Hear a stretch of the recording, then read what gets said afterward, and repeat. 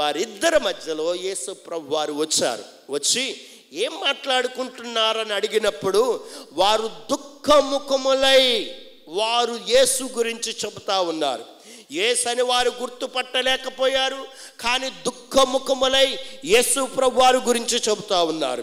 ఇక్కడ మాటను మనం చాలా జాగ్రత్తగా గమనిస్తే అదే మాట యోహాను సువార్త 20వ అధ్యాయము 11వ వచనంలో ఆ మగ్దలేనే మరియ ఏడ్చుచూ సమాధి వైపు వంగి చూస్తూ ఉందంట.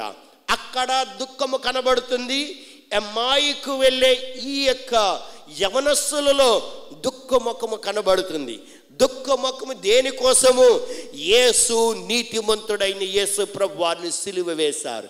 యేసుని జ్ఞాపకము చేసుకుంటున్నారు, యేసు సన్నిధిని జ్ఞాపకము చేసుకుంటున్నారు. వారు ఎప్పుడైతే దుఃఖముఖముతో ఉన్నారో మగ్దలేనే మరియకు యేసు ప్రభు వారు పునరుద్ధానుడై కనిపించాడు.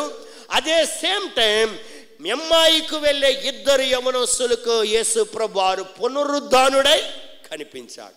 ఇక్కడ ఈ మాటకు మనం చాలా జాగ్రత్తగా ఆలోచించి లేదా వింటే మనకు ఒక మాట ఇక్కడ అర్థమవుతుంది.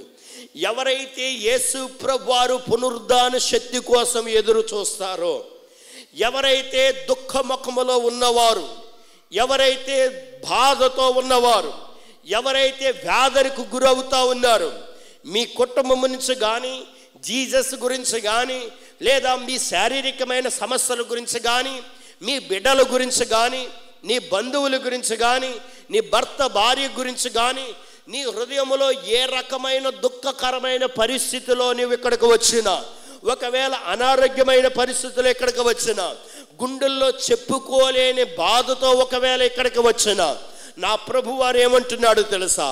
ఎమ్మాయికు వెళ్ళే ఇద్దరు వారు దుఃఖముఖములో ఉన్నారు. ఇక్కడ మగ్దలేనే మరియ దుఃఖముఖముతో ఉంది. వీరు దుఃఖమును తీర్చిన దేవుడిని, వీరు దుఃఖములో నేను పాలుభాగస్తుడుగా మారి వారు కన్నీటిని నాట్యముగా చేసిన నేను, వారు దుఃఖమును నేను మాన్పిన నేను, మీ జీవితంలో ఏ దుఃఖమున్నా నా పునరుద్ధాన శక్తి ద్వారా మీ దుఃఖమును నాట్యముగా చేయబోతున్నాను అంటున్నాడు ఆయన. ఆమేన్.